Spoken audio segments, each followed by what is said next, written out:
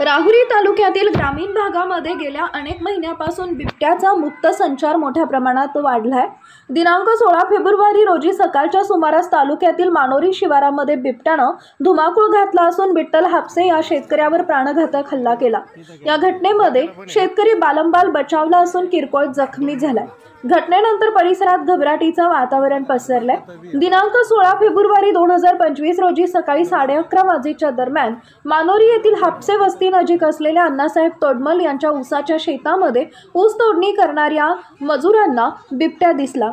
सदर घटनेची माहिती शेतकऱ्यांना समजताच बिबट्याला बघण्यासाठी परिसरातील शेकडो शेतकऱ्यांनी गर्दी केली।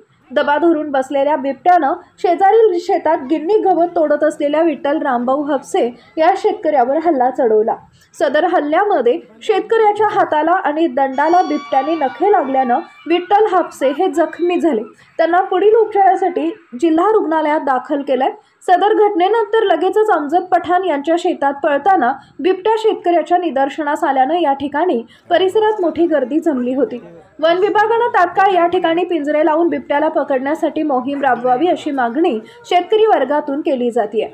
बिबट्या आता लोकवस्तीकडे मुक्त संचार करत असून शेतकऱ्यांसह लहान मुलांनी आता काळजी घेणं गरजेचं आहे। विजन प्लस न्यूज साठी मीनाश पटेकर, राहुरी।